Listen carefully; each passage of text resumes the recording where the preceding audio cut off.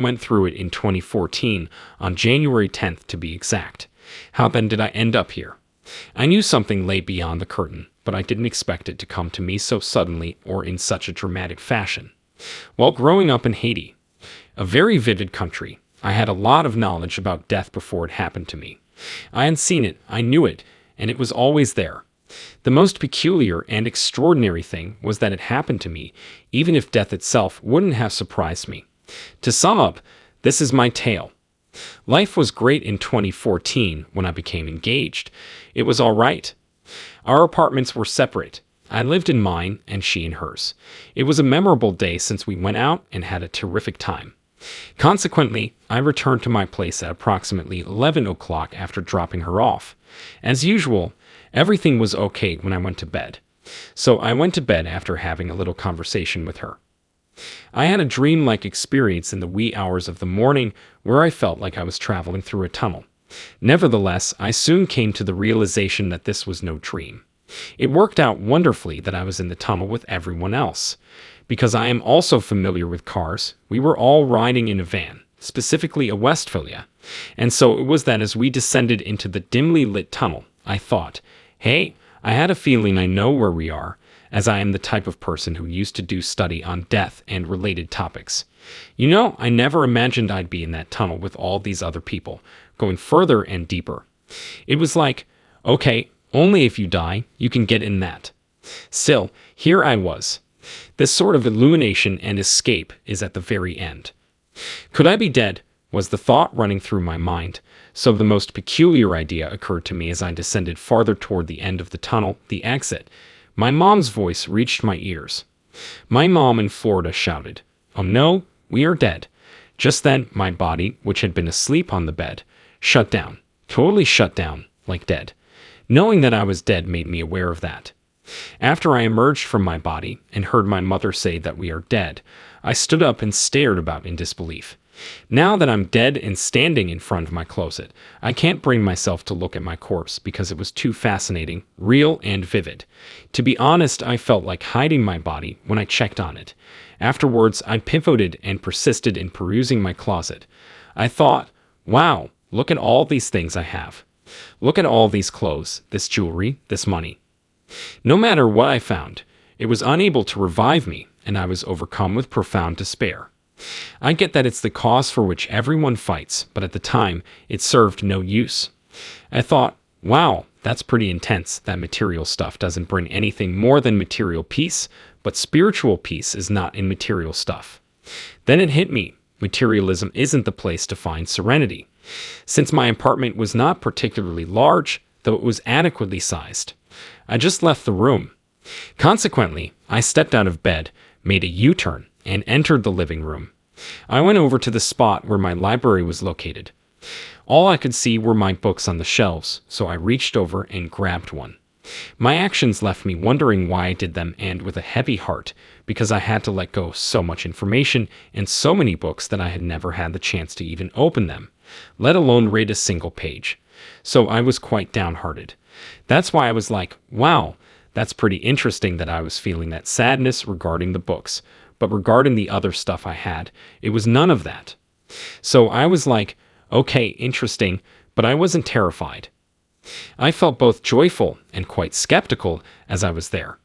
All of this was like bringing me back to my past, and I kept thinking, how can I be dead in this apartment by myself? In an instant, I found myself on a grand stage, the kind where bands of many genres would set up shop and play. It was at that moment that I stood there and realized how far away Earth looked. Backstage, someone said, "You need to bow down to say your goodbyes to Earth." I was confused and asked, "Bow down to say my goodbyes? What do you mean?" Then the voice explained, "The Earth is nothing but a play. You were an actor." I thought, oh, that's interesting. The Earth is a play. As the voice instructed me to bow down, the curtains began to draw together, forming a close, just like in a theater. Then, as the curtain was drawn closed, I asked, "So what?" "I won't have any contact with Earth." "None of that. No news, good news, bad news, nobody I knew. I mean, after everything I've been through, what's the point?" The voice then remarked, "The Earth was just a play." I was asking, what's all that about? as the curtain came down, and the voice then ordered, "Bow down." I promptly bowed like a stage comic. We were both transported to a different world, where flying is more common than transportation, all at once. The sheer size and beauty of the place makes you feel as though you're already there. That's just how it is. In the hereafter, I experienced overwhelming feelings of love, excitement, and vitality.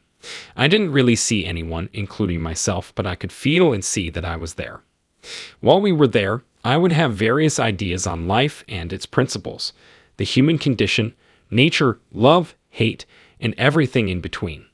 However, it was somewhat peculiar since I experienced this anxiety despite being in a domain where I was flying, navigating, or, I don't know, bathing. In that moment, I felt incredibly powerful, as if I could grasp the entire cosmos and Earth in my palm. And since I wasn't afraid, I wasn't worried, but I did feel like something was preventing me from moving on. Still, I couldn't help but wonder, what if I don't make it? My loved ones will be worried, and I could come tell them I'm okay. It was as if I could play death, even though I knew it wasn't the case. I thought, wow, maybe I can return to frightening them or something like that, since I didn't feel threatened or worried. I got to the point where I thought, well, I could even go to my funeral and let them know that I'm okay by some sign. Like, that I know I'm not dead, and I'm there, just they cannot see me. Thinking about it made me feel all kinds of emotions, like what would happen if they found my lifeless body in that room, on that bed, lying there. I knew I was in good hands, so I didn't really fret, but my fiance was on my mind. In addition to experiencing hate and sensitivity, I felt the profound affection. And we were in that domain of positive energy, so beautiful it's hard to put into words. You really had to be there to understand. Everything happens in an instant in that dimension, so that's where the climax would occur. As I strolled, I could envision myself in that expansive valley, taking everything in. It's a lovely spot, beautiful, serene, and peaceful. It was as if the music was emanating from someplace. Afterwards, I continued to wander endlessly. I could make out the sound of the music, the speech, and the background noise as I drew nearer. This gorgeous gate became apparent to me at that moment. That thing was enormous and stunning. I was completely taken aback. Having never seen anything like it, I thought, wow, this is fascinating to look at because it reaches the heavens. It was enormous and immense. The peak was completely obscured from my view. I would have to lie down on the floor to look at it because it was so enormous. Still, its height was staggering. As I stood there taking in the view, the gate, the decorations, the mechanism, and the soothing music, I felt completely at peace. Plus, I had this overwhelming sense of unease. Then I thought, why am I worried? Okay, then everything was fine for a moment. At that point, I thought, well, if ever somebody comes out of this gate, I'm going to have to ask all the life questions about the Jesus situation. Regarding everything that the world has been through and the truth behind it all, because that is what life is all about, truth, not survival. I waited patiently at the gate, expecting to be met by someone. However, since most of my family members are Christians, I would prefer to be received by Jesus. Not because I'm saying, oh well, finally I'm with Jesus, but because I have questions. Being patient, I waited. The time passed in what seemed like an eternity, but the anticipation was well worth the wait. The experience was breathtaking. The scenery was breathtaking, and I thought, wow, that's the place to be, as the music accompanied my surroundings. I remember feeling a tightness in my chest, like if something were pressing on it, and I couldn't put my finger on it. In order to determine whether I truly desired to travel there, I conducted an inside search. I had a okay, should I stay? Should I go? Should I stay? Should I go? Moment that made perfect sense. Just a moment, I can't walk much farther than that gate. I felt as though I had come from there, and I refused to return. This is the end of the road. I was like, no, I can't go for a lot of reasons the second the idea crossed my mind. First of all, what would I say if I tried? Second, I just don't believe I'm capable of doing it, even if I would love to. In my thoughts, my fiancée lingered. Every morning she would contact me by phone. Occasionally, she would phone me, and I would return her call. It was as if she expected me to do it frequently. When she came by, she would put the keys in the apartment's lock, switch on the keypad, and then discovered that I was in bed. No, that's not a sight for her to see.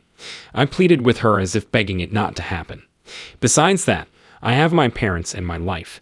These things were promised to me previously. Therefore, I do not believe that would be entirely false. For the reason because before that, people would tell me things that happen when my life is coming to an end. However, at that moment, I thought, no, it can't be. This isn't the way to go. So why should I die now? And if I cross, I know it's the end, but I can't accept that. I'm not pleased with that decision. The consequences people would think. I was high, I overdosed, or anything else. I got shot. Anything could be blamed for my death, because they wouldn't know. And as I stood there arguing my case, I felt pushed, but also very high, and I reintegrated into my body. Plus, it felt like there was a deafening quiet, which is why I employ that metaphor. And I did a little tumble back into my body, gasping for air. Then I opened my eyes and thought, no, no, no, it can't be.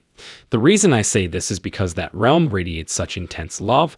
There, you would feel great, secure, joyful, fearless, and great. Feelings of happiness, joy, and all those other positive emotions are as tangible as sight and sound. Because of the passage of time, it seems as though you have been there before, yet it seems like you have never there. Because it was so powerful and incredible, I tried to fall back into sleep or pretend to die again, but each time I would pat my head on the pillow and tell myself, no, no, no, no. What really made me want to go back was not the desire to die, but rather the overwhelming sense of safety and security I felt from the abundance of positive energy and love around me. I sat there, hammering on the bed, thinking, hey, you can't do that. It's the realm of death, and now you're back to life. Consider what could have been, because if ever you crossed that gate, that would have been the end. And now you're back, you had the experience.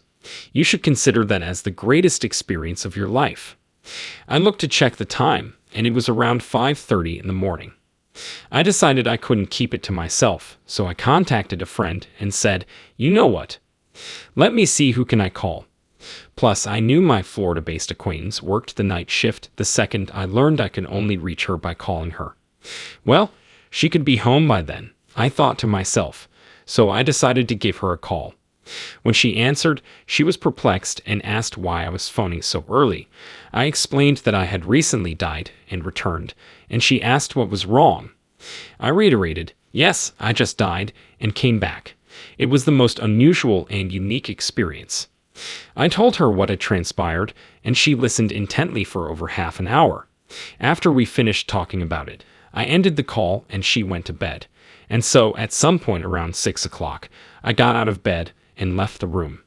Before leaving the room, I took stock of my surroundings and thought, wow, what an experience I had. It was as if something had changed inside of me, rendering all my previous experiences irrelevant. Right now, it feels like I ignored everything at once. The automobiles, the cash, the clothing, the jewelry, this, that. They served no purpose and were superfluous. That my library was the most important item in my life. I was so distraught and emotional that I hurried inside to look over my library materials in the living room. After perusing a few pages, I walked to my library and felt the temptation to embrace it, but I restrained myself. I treasured it, though, and when I looked at it, I thought, that's knowledge that a lot of people don't have. That's why we got a lot of people that are led astray because they don't know. So as I was experiencing all these emotions after my return, I changed for the better to the point where it's no longer about material gain and profits. It's centered around the importance of love, caring, compassion, and relationships, specifically healthy relationships. You attend to the other one as it pertains to God, for that is the other one. You look to God when you gaze at another individual, and that is the root cause of all the world's frustrations. Someone says this, and someone else says that. There is no religion, animosity, or terror in that afterlife, but they still can't agree. From my perspective, it seems like everyone pitches in. It was so life-altering that I've never been the same, and there was no somebody's better than the other, since I was there. I also couldn't believe I was in that well. Now that we're talking, this is the most unusual experience I've ever had. It wasn't anything I despised, but I kept it to myself for a decade before deciding to include it in a book that collected accounts of NDEs. It dawned on me that there are a myriad of ways to pass away. I use the number 1000 as a metaphor, but there are literally countless more ways to meet your demise. You can find truth in everything, and that's why I had to encounter a lot of religion and sex growing up in a couple of states that were religiously diverse, thanks to my parents, who were very open-minded. Keeping a steady equilibrium is key. In the midst of my quest, I came to the realization that death comes while you sleep, and that the reverse is also true. And that is the nature of death. Because we never know when we'll be able to open it again, each time we blink is a potential death sentence. That's why I appreciate it when Jesus, the one they called Jesus, said, "Well, she's not dead, she's sleeping." So that's how you put death into perspective. Death was the experience that changed me, and for that I am always grateful. And it doesn't terrify me. Rather than being angry, I'm looking forward to the challenge. Plus, I wanted to let you know that, and I'm grateful that you gave me a chance to share my story. Much obliged.